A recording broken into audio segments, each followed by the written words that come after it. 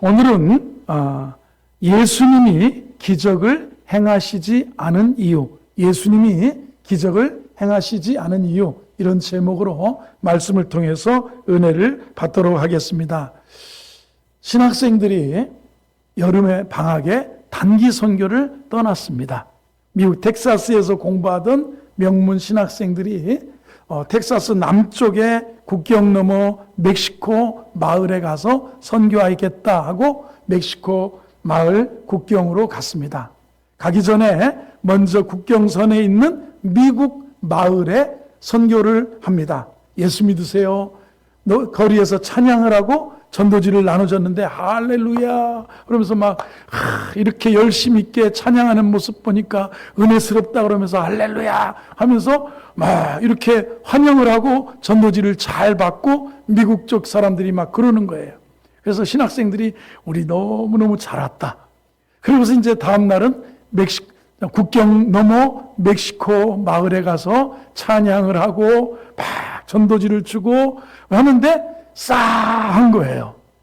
멕시코인들이 흥이 막 좋은데 막 이렇게 막 이 댄스도 추고 막 그럴 텐데 아무런 반응 없이 대면하고 전도지도 받지 않고 쌀쌀한 겁니다. 그래서 신학생들이 충격을 받았습니다. 주님, 도대체 이 사람들이 왜 그렇습니까? 그래서 낙심돼서 다시 자기들의 숙소에 돌아와서 기도회를 열었습니다. 이 무슨 일이냐? 우리가 멕시코 이 마을에 선교하러 왔는데 저 사람들이 반응이 없고 쎄한데, 그래서 기도하면서 이 팀원들이 결론을 내렸습니다. 내일은 아침부터 우리가 멕시코 마을을 그냥 침묵 속에서 그냥 기도만 하고 기도 행전을 먼저 하자. 하나님, 이들의 마음에 품고 있는 악한 영들이 지금 전도를 회방하고 있습니다.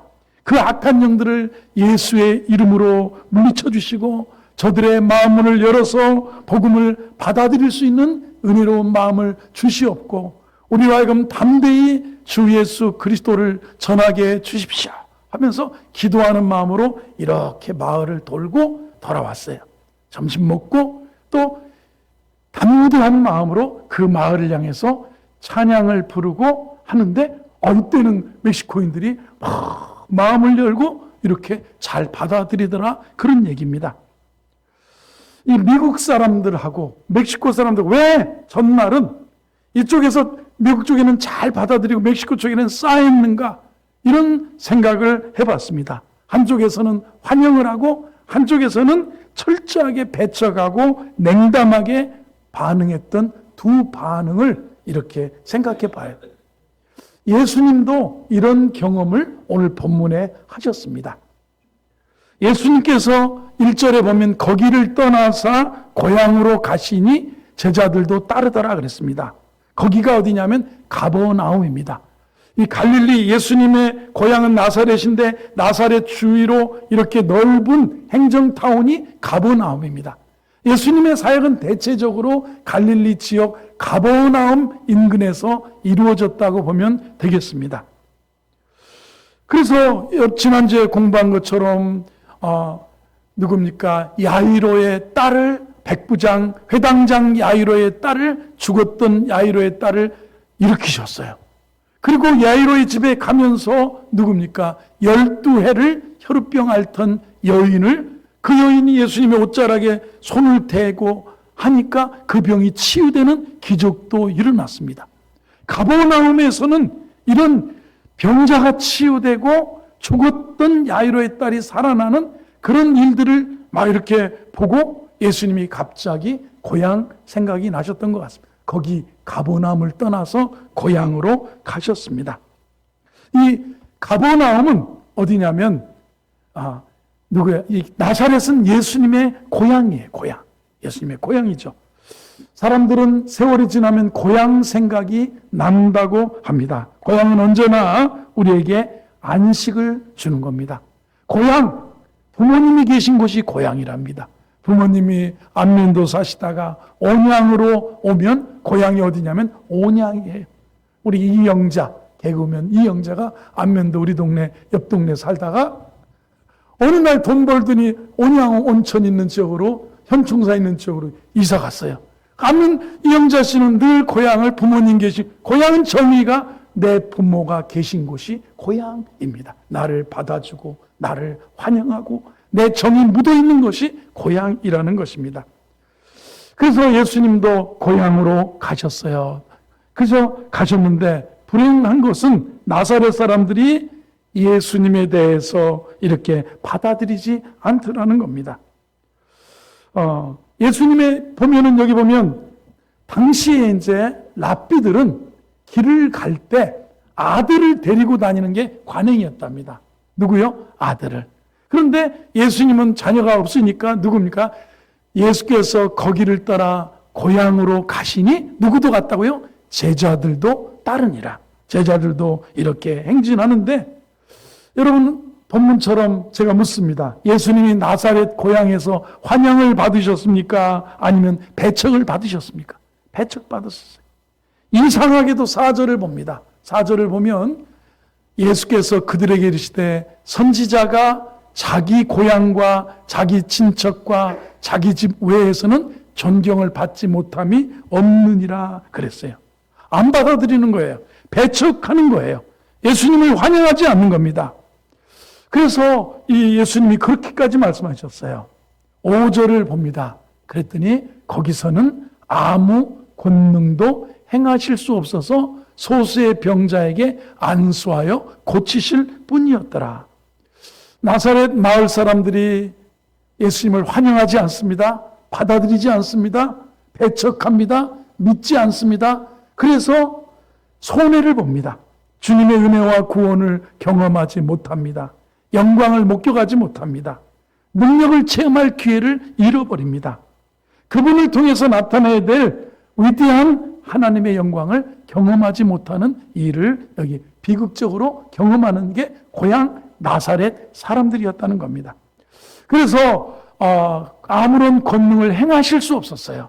다만 소수의 병자를 고칠 뿐이었다고 그랬습니다. 예수님이 고향 땅에서 기적을 행하실지 않은 이유, 이걸 생각하면서 왜 내게는 은혜와 능력과 기적과 은총의 역사가 드물까를 생각해 보셔야 돼요. 내게도 이 믿음을 갖는다면 하나님께서도 내게도 주실 것이다. 나에게도 역사하실 것이다. 역으로 생각하면서 고향에서 뭐예요? 나사렛에서 기적을 행하시지 않은 그 이유를 생각해 보면서 은혜 받는 시간 되기를 바랍니다. 2절 말씀을 보겠습니다. 한번 읽어봅니다. 시작. 안식일이 되어 회당에서 가르치시니 많은 사람들이 듣고 놀라 이르되 이 사람이 어디서 이런 것을 얻었느냐? 이 사람이 받은 지혜와 그 손으로 이루어지는 이런 권능이 어찌미냐? 예수님이 제자들을 데리고 고향에 오셔서 안식일에 회당에 들어가셔서 가르치셨는데 사람들이 고향 사람들이 이게 누구냐? 어디서 이런 지혜와 능력을 얻었느냐? 이 사람이 받은 지혜와 능력이 왜냐하면 도대체 어디서 저런 지혜를 얻어 호기심이 막 발동된 거예요. 저런 지혜, 저런 말씀 강론의 능력 어디서 나타났느냐 이거예요. 호기심이 진정으로 일어났습니다. 호기심은 좋은 겁니다. 호기심 때문에 과학도 발달하고 문화가 발달하는 거예요. 호기심은 우리에게 생산적인 결과를 가져옵니다. 자, 우리가 찬송가에 예수도 알기 원하네 크고도 넓은 은혜와 대속해 주신 사랑을 간절히 알기 원하네. 이 구도자의 마음, 그죠? 목마름, 갈증, 영혼의 목마름, 여러분 호기심, 지적인 호기심 좋은 거예요. 10대들을 보면 이제 호기심이 이성의 눈을 뜹니다. 여자들은 예쁘네. 남자들은 막 아주 멋지네. 목소리도 호호 이렇게 되고 여자아이들은 머리도 길고 허리도 칼록하고 너무너무 예쁘다. 호기심이 발동되는 거예요. 그죠? 그래서 건강한 데이트도 하고 사랑 땀에 시를 짓다가 시인도 되고 사랑 때문에 사랑을 주제로 글을 쓰다가 문학가도 되고 이 호기심이 과학에 대한 호기심, 인성에 대한 호기심, 어떤 학문에 대한 호기심 그런 것에 의해서 문화와 역사와 학문이 과학이 발전해 나가는 겁니다. 그죠? 호기심이 잘 되는 경우도 있지만 잘못 유도되는 경우에 파괴적인 결과도 가져옵니다. 돈에 대한 호기심도 마찬가지. 너무 돈 하다가 돌아버려가지고 죄를 짓고 도적질하고 죽이고 이런 경우도 가는 거 아니겠습니까? 좋은 결과도 있지만 생산적인 결과도 있지만 나쁜 결과도 맺는다는 것입니다. 인생은 우리가 보면 여러 호기심을 갖고 살아가요. 그렇죠? 우리가 남자, 여자, 성에 대한 호기심, 돈에 대한 호기심, 권력에 대한 힘이 저기서 오는구나. 그러면 신앙적으로도 예수님이 어떤 분일까? 내가 신앙을 가지는 것은 어떤 세계일까? 그래서 나사렛 사람들도 예수님에 대한 호기심이 생겼습니다. 이 사람의 지혜가 어디서 왔냐? 이 사람의 능력이 어디서 왔느냐? 그죠? 저 예수가 나사렛 우리 목수의 요셉의 그리고 마리아의 아들 목수 요셉의 아들 예수가 아니냐 하는 그런 호기심을 가졌는데 이 호기심을 믿음으로 연결시켜야 되는데 그냥 호기심으로 딱 갖고 딱 결론을 내리고 문을 닫아버리는 거야. 에이 별거 없어. 별거 없어. 고향에서 그냥 저 사람이 왜 이렇게 수영을 잘해? 그래서 그런 거야. 그거 이외에는 더 이상 호기심을 넘어서 알았다면 진리를 알았다면 예수를 알아간다면 닮아가야 되고 닮아간다면 섬겨야 되고 이 섬김은 진정한 믿음으로 나가야 되는 거죠. 예수를 알아가고 닮아가고 섬겨가는 것이 신앙의 호기심이에요. 근데 이 사람들 갈릴리 사람들 호기심을 넘어서 믿음으로 발전시키지 못했다는 겁니다. 호기심으로 교회에 나오는 사람 있지만 많은 사람이 호기심을 넘어가지 못하고 믿음으로 연결시키지 못한다는 겁니다. 그래서 백날 저 어려서 우리 시골교회 목사님은 신학대학을 안 나오셨어요. 그냥 감리교에서 권사로 남자분이 저희 육촌 외사촌 외삼촌이신데 그런 분이신데 안 나오셔가지고 공부가 좀 모질라신 목사님이셔서 그냥 권사로 오래 있다가 전도사로 임명받고 저희 동네에 개척을 하셔서 그런지 설교하는 때 가보면 어제 저녁에 텔레비전 본 얘기야. 어저녁에 연속국에서도 봤다시피 인생은 뭐냐고. 연속국도 그런 결론을 내리는데 어제 저녁에 그 노래하는 거 봤어 안 봤어? 트로트 하는데 인생이 걔는 가난할 때 어려운 사람한테 베풀었다. 우리도 이렇게 텔레비전 이야기를 쭉 하셔서 그분이 늘 결론이 뭐냐면 맨날 예배당 문턱만 왔다 갔다 하고 성전 마당만 밟고 믿음을 못 갖는다는 거예요. 그래서 성전 문지방만 밟고 가는 일이 없게 하시고 왔다 갔다만 하지 말게. 저희 어려서 기도는 장로님, 권사님들이 기도할 때 보면 뚫어지게 들은 얘기가 성전 문지방만 밟고 가고 교회만 왔다 갔다 하지 말고 진정 믿음을 가지고 돌아가라고. 근데 믿음이 들음에서 나는데 호기심을 넘어갈 수가 없어요. 믿음은 들음에서. 하나님, 들음은 그리스도의 말씀에서 나는 것이라고 생각했어요. 여러분 오늘도 우리가 이 나사렛 사람들 예수가 기적을 일으켰대. 죽은 해당장 야이로의 딸을 살렸대. 호기심 넘어 믿음을 갖지 못했다는 것이 문제가 있습니다. 두 번째, 3절을 보겠습니다. 3절. 자, 읽어봅니다. 시작. 이 사람이 마리아의 아들 목수가 아니냐? 야고보와 요셉과 유다와 시몬의 형제가 아니냐? 그 너희들이 우리와 함께 여기 있지 아니야? 하고 예수를 편견을 극복하죠. 마리아의 아들 목수가 아니냐? 아마 예수님의 아버지 요셉은 예수님을 낳고 그리고 마리아와 함께 결혼했기 때문에 다른 동생들을 쭉 낳고 일찍 돌아가셨을 거라는. 그래서 예수님은 30세쯤에 공생애를 살기 시작하셨는데 아마 10대 중반쯤에서부터 가장 노릇을 하고 아버지의 대를 이어서 목수의 일을 하면서 주님이 공생애를 준비하셨을 거라. 그래서 사람들은, 갈릴리 나사렛 사람들은 예수님을 요셉의 아들 목수가 아니냐가 아니라 누구의 아들이라고요? 마리아의 아들 목수가 아니냐. 그 형제 야고보, 요셉, 유다, 시몬의 형제가 아니냐. 그 누이들, 여동생들 다 우리가 알고 있지 않냐. 아이고, 쟤 누구냐면 내 친구 야고보 형이요. 아유, 내 친구 유다 형이요. 아, 누구예요? 내 친구 글로리아의 오빠야. 예수님을. 쉽게 얘기해서 우리들이 잘 안다는 편견을 벗어나지 못했다라는 겁니다. 그죠?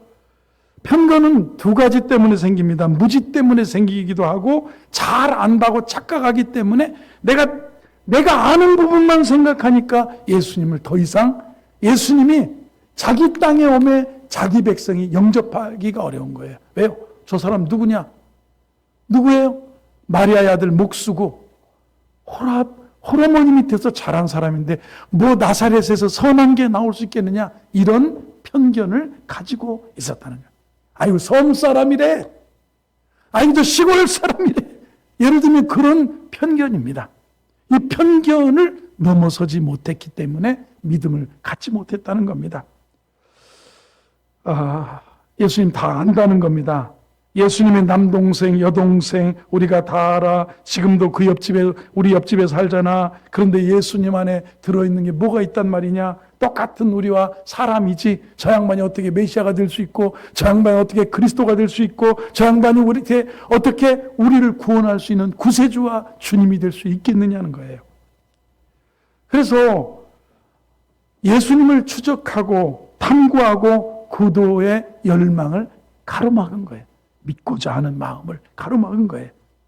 여러분 중에서도 오늘 주일 아침에 나오셨어요. 혹시 저하고 한 20년 같이 신앙생활한 분도 계시고 저보다 훨씬 우리 원로 목사님하고 신앙생활한 분도 계셔서 딱 오늘 교회 와가지고 제가 우리 권사님들 일찍 오시는 권사님들 딱 보면 주보를 들고 와서 제일 먼저 하시는 일이 딱 주보를 보고 성경을 딱 펼치고 그 뒤에 면 딱 보시고 광고를 보신 다음에 지난주에 내가 헌금했는데 내 이름이 나오나 거기까지 보시는 것 같아요. 그 다음에 어디 보냐면 오늘 설교가 제목이면 예수님이 기적을 행하시지 않은 이유 다 알아. 왜 안 하셨을까? 내가 30년 들었어. 쉽게 얘기하면 이런 편견을 가지면 더 이상 오늘 그 다음부터는 아유 목사님 뻔하지. 우리 목사님이 공부를 했으면 얼마나 했고 기도를 했으면 얼마나 했겠어. 눈 딱 감고 아무리 목사님이 30분을 얘기해도 그 이상 얘기를 벗어날 수 없고 더 이상 깊이 있는 얘기를 하실 수가 없다고 제목만 보고도 쩍 하면 입 마시고 칵 하면 가르침 맞는 거고 쿵하면 담 넘어 호박 떨어지는 것처럼 다 안 돼. 다 안 돼. 제목만 봐도 다 안 돼. 그런 분들이 혹시 있을 수 있습니다. 그죠?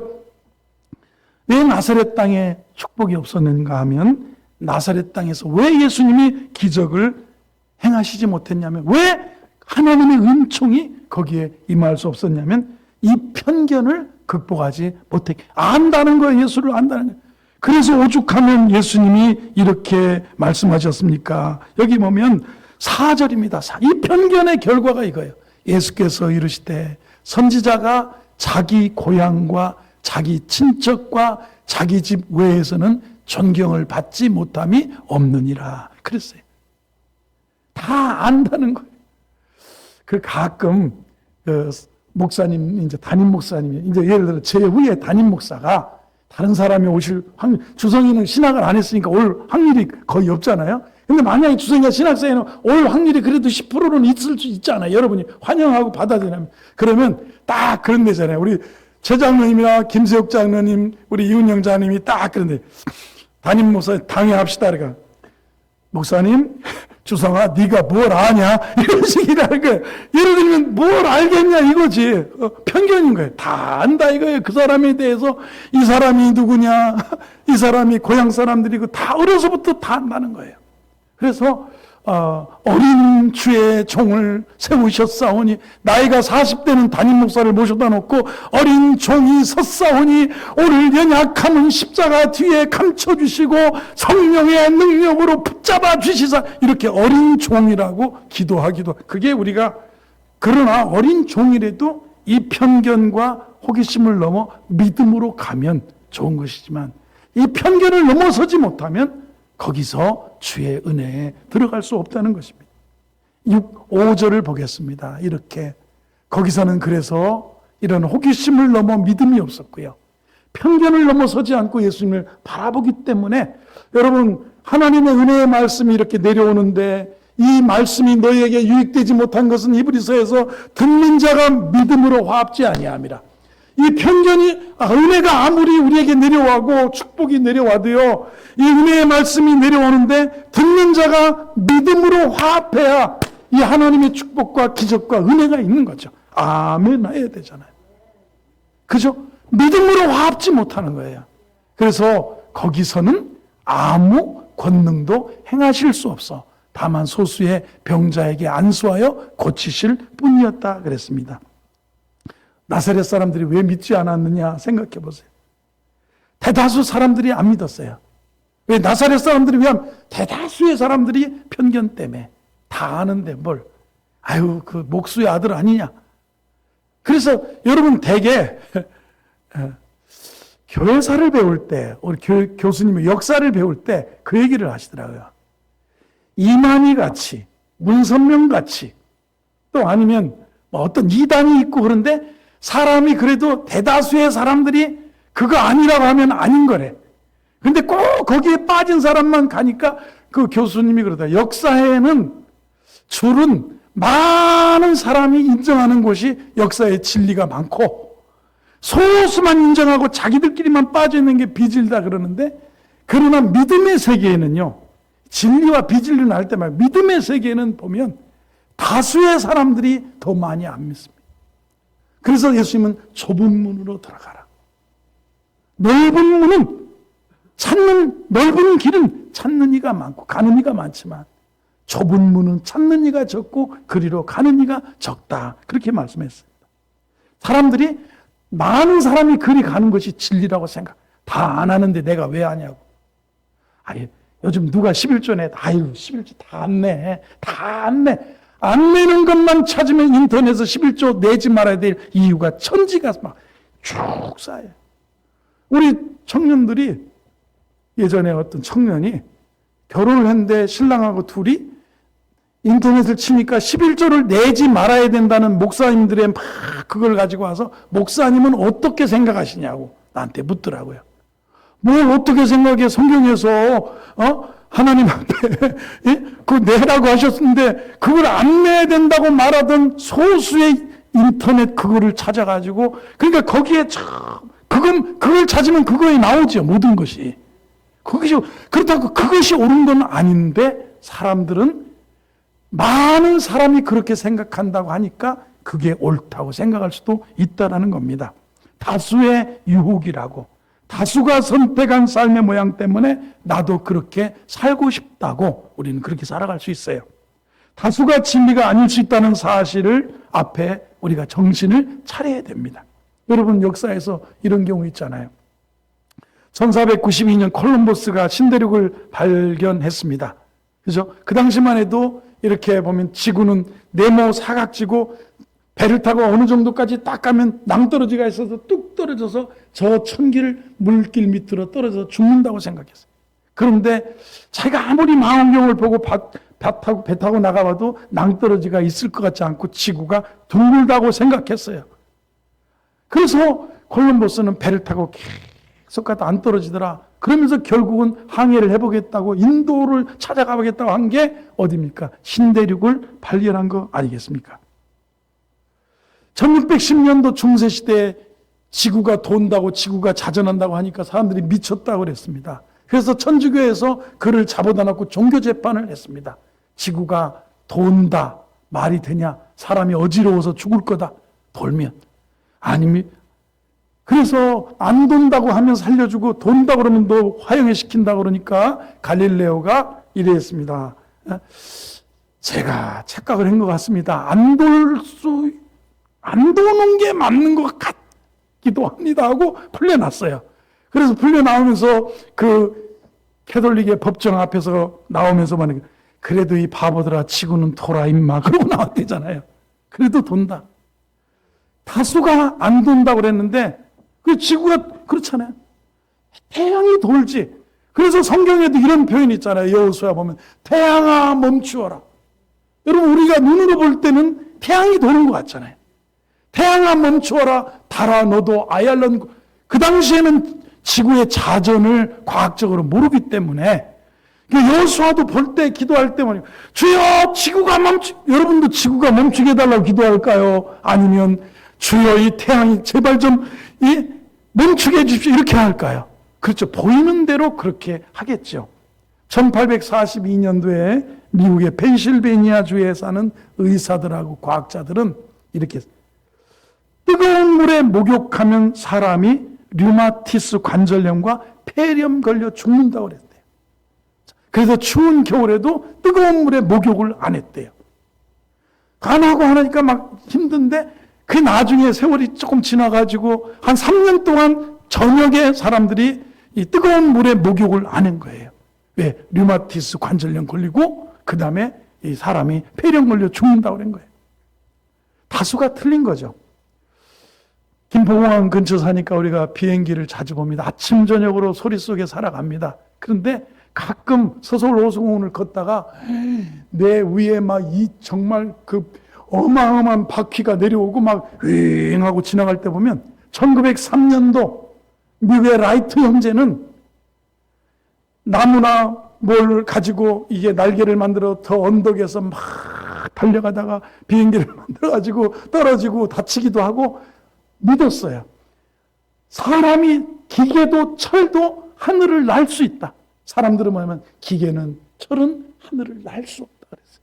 그런데 1903년도에 날 수 없다고 말한 사람들은 말하고 비행기를 시험하고 막 그러고 살았는데 불과 수십 년 안에 2차 대전에 비행기가 나오고 그죠?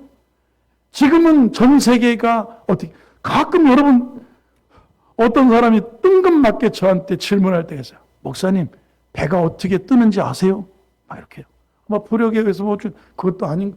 그러더니 또 한 사람 비행기는 어떻게 뜹니까? 맞아요. 비행기가 어떻게 날아가?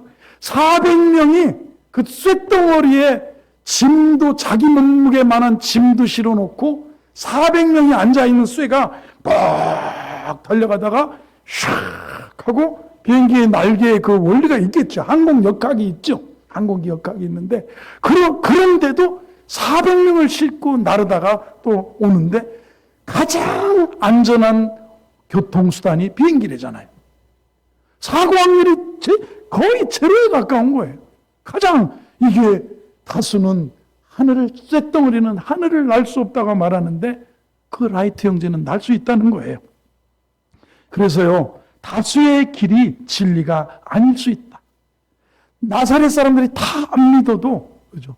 대부분 사람이 안 믿었기 때문에 나사렛 사람들이 예수를 받아들이지 않았어요. 편견 때문에. 호기심 넘어 믿음을 갖지 못했기 때문에.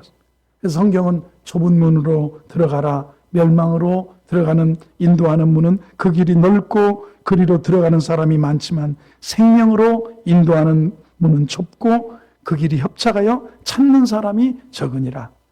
여러분은 선택에 다수의 길을 선택하십니까? 아니면 진리의 소수, 창조적인 소수라고 표현한 사람도 있습니다. 이 창조적인 소수가 역사를 발전시켰고 창조적인 소수가 역사에 사람들을 진리로 인도했고 창조적인 소수가 역사를 새롭게 했다는 거예요.